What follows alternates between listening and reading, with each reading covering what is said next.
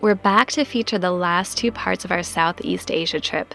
A few weeks ago, we covered all the exciting new changes at the Max Cruise factory in Vietnam, including all the great design updates to the Max 44, which is the same boat we're building back in Maryland, as well as the rollout of the Max 48 and 55. That was only half of our adventure though, so stay tuned as we get ourselves very familiar with the Max 44 during some open water sailing. Yeah, that would have been difficult to bring that up. Yeah.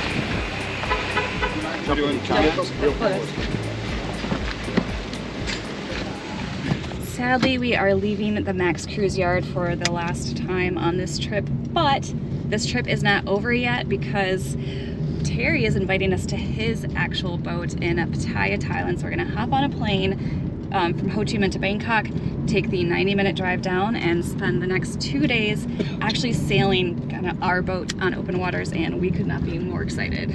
We have sailed twice now in Vietnam, which, as you've seen before, is very short distances that you're able to sail. Narrow in the river. Yep. This will be our first chance to really get behind the wheel of the boat and see how it feels.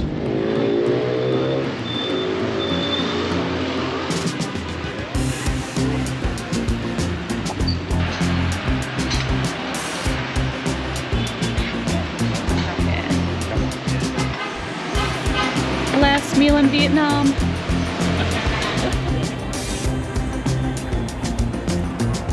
After taking the short 1-hour flight, we were in a taxi and driving toward the Chonburi region of Thailand. Max 1 keeps a berth at the Ocean Marina Resort, and even though we arrived in the dark, we could tell it had a lot of great amenities. By this time of the night, we were exhausted. And although we couldn't wait to get to know Max 1 in detail, at this point, and there she is, Max 1. It's too dark to see. We were just looking forward to a comfortable berth to climb into. Sun is just rising here in Thailand, and Matt is already busy getting the spinnaker set up for this afternoon.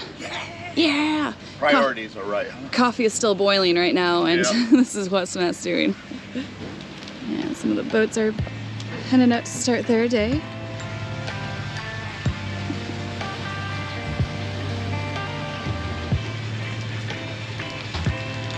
She'll do finally sometimes. And that's It's just after 7 o'clock in the morning, and I've already got a swimsuit on under here just because the humidity, even compared to where we just were in Vietnam, has skyrocketed. I don't know how it's hotter and more humid than Vietnam, but they found a way. Right now, Terry is cooking us some breakfast. We're gonna let all of the charter boats head out of the marina. Apparently that happens in about 45 minutes. We'll follow them out and should be getting about 10 knots from the south today. So we're gonna try getting the kite up, a few different sails, and Matt and I just get to experience more living aboard. It's gonna be finally our boat when we finish it next year.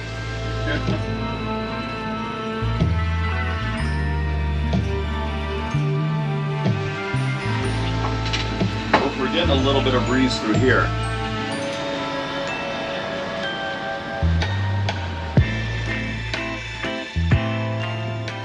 Matt and I have just finished getting the spinnaker into its sock, which is a fun feat, but I had to comment too, is it's so much nicer to do this when you have the deck space versus when we're on our 34-foot monohull or the 37-foot monohull.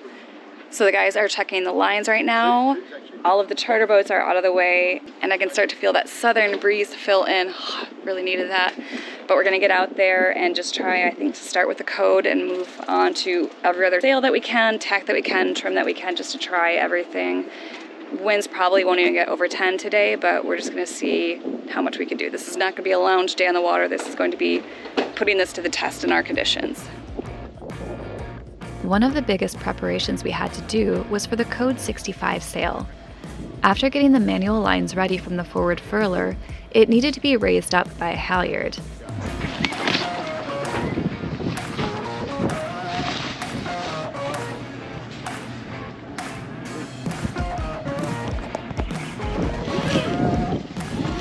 Matt guided the sail as I raised the line.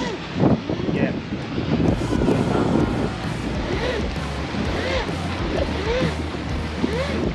The sheets were then attached to the clew and run aft toward the winches. That's enough for us to stop. Since the code is not attached 100% of the time, it was a good learning task to see what it takes to prep this sail, as it would be our choice in moderate to light winds. And we're off. All of the sails are rigged. We've got the code 0 and we've got the spinnaker. Winds are starting to fill in. We checked all of the sources, windy, predict wind. Everything is showing about 10 knots from the south today, so I think we should, especially again on a boat that is meant to sail well in light winds, Matt and I will get to see what we've been waiting for forever.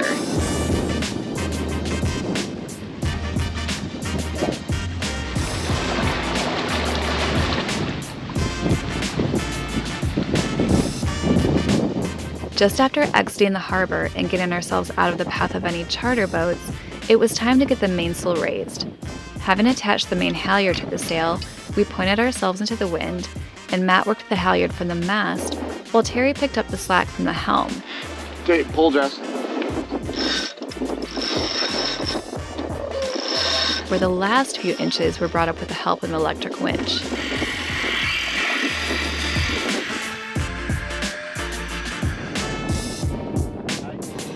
Not long after, we unfurled our code 065, ready to put this performance catamaran to the test. Come down. Okay. Come down. Yep. And I'll sail you back up once we fill. Beautiful. Now you got it. That's the noise I want to hear. While the code 0 is up, Terry was trying to have me keep a course of 65 degrees to the apparent wind angle, which, a simple explanation, is the wind you feel when you're moving as compared to the true wind, which is the speed and angle you would feel if you were standing still. That's the important number. Yeah. So we do have a current here. Speed over ground doesn't matter.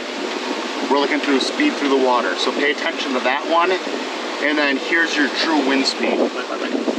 My wind angle is just swung so much. Someday we'll teach Terry how to helm, but look at that. So what we're getting here, there's a, I don't know if that's a peninsula or a headland basically coming around here. So the winds are coming around, circling around, and we're getting hit to that. Once we get a little bit further out, we'll have more stable direction. 10-4 and 12. So he'll bring it up to 65? Yep. Right now we're at 73. Yep. Okay, we start building.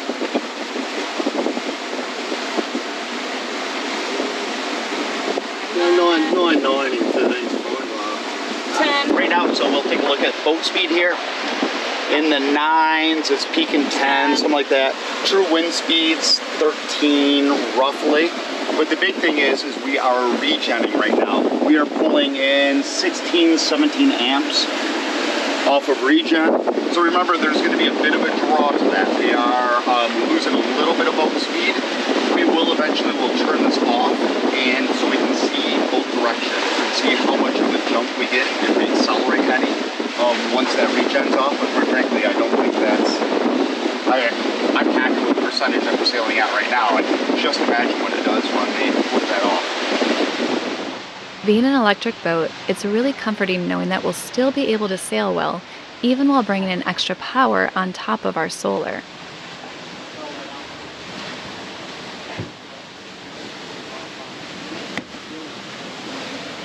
Don't even have to worry about my coffee falling off the table. Compared to our only previous experience of sailing a Max cruise up and down a river in Vietnam, Pattaya was a great testing ground for us. The open yet protected bay gave us ample room to test out different points of sail with the different sails we'd be using. The Code 65 performs best when sailed at 60 to 75 degrees off the apparent wind, and we had the ability to make minor adjustments to our angle and the sail trim until we found the sweet spot. On average, we were sailing at 9 to 10 knots of boat speed and 11 to 13 knots of wind, which is 75 to 80% of wind speed. This is going to be a game changer for us in our new cruising life, as not only will we have increased our speed by around 70% on average, but we can maintain those good speeds even in light winds.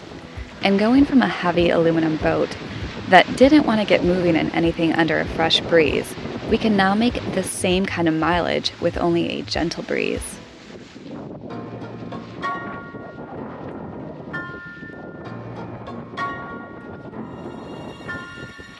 After lunch, we switched over the Code 65 to the Genoa. With this smaller sail, which gives better pointing abilities, we turned our course even closer to the wind, with an apparent wind angle of 45 degrees.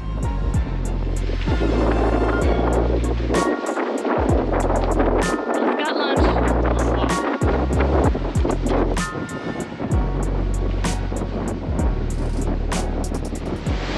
Just had lunch, about to crack open our first beers of the afternoon, but we're also going to do our first tack. We've gone pretty far out from Pattaya, so we're going to turn around and head back, but yeah, let's just see how this goes.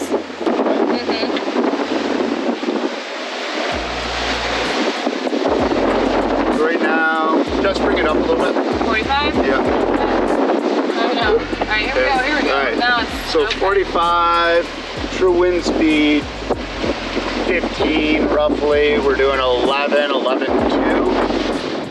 The reason Matt is still impressed with these speeds is because we're sailing at the closest angle we can to the wind before the sails begin flapping and we stall out.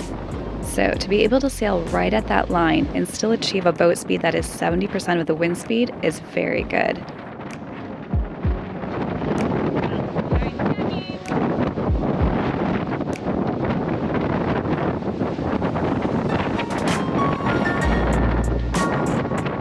Once we had pushed through the wind, Matt released the cleat and removed the tension from the starboard line. Wrapping the port line around the new cleat, he pulled in the slack and then used a winch handle to tighten the sheet, while I resumed our course of 45 degrees to the apparent wind, now on a starboard tack. It was a little different, having us do these jobs now in such close proximity to one another, but we fared well, and eventually it'll become second nature to us.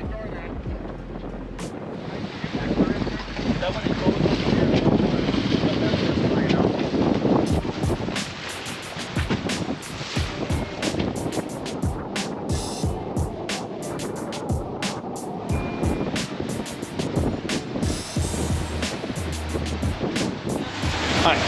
So right now we are sailing in the 10, 11 knot range. We're regenning about 20 amps, so a little over 1,000 watts.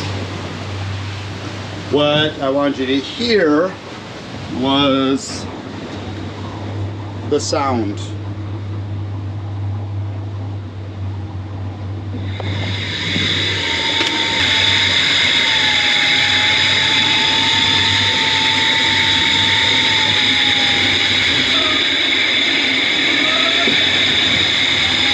So that is the sound at 20, 21 amps coming in.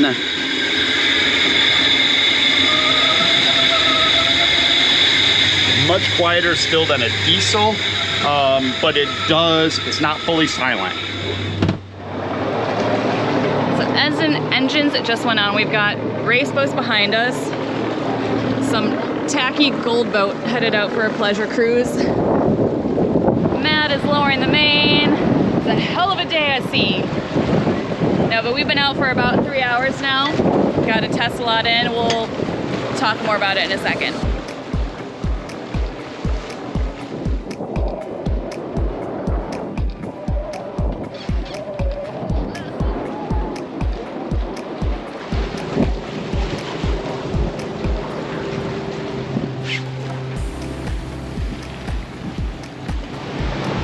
So look at your amperage, Okay.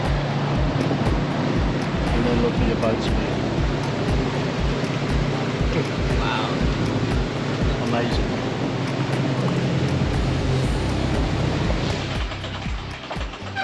We're back at the docks now after a good 3.5 hours on the water today, and it felt like we not only accomplished so much, but traveled so many miles, which we probably did because now we're going twice as fast as we used to on any of our previous boats. After being on the water, traveling through 11 time zones, sun, wind, all of that, I think we need a swim and a sleep and then clear our minds, and we'll be back to tell you about our day.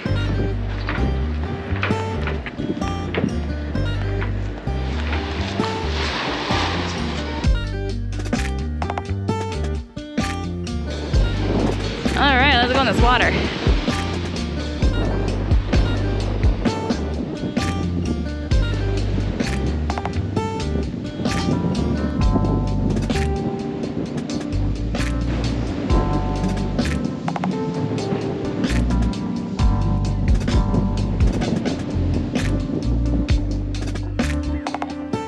Yeah, so our minds never really cleared, and we were too tired to come back and tell more about the day.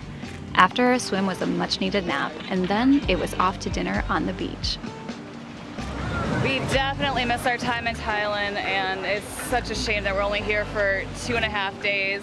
I'm thinking that this next winter, Matt and I might have to talk Terry into having us come out for like a full week or something to go sailing and just chill.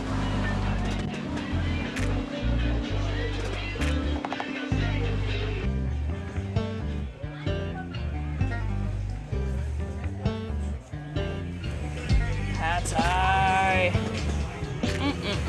Let's sprinkle some peanuts. Bam.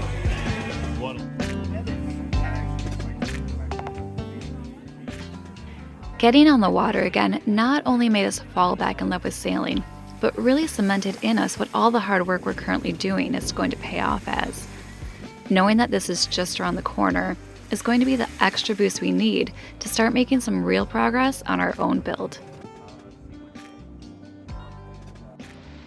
There's still one more day of sailing to come though, so don't miss out on our upwind sail to the beautiful island of Kram Nhai in next week's video.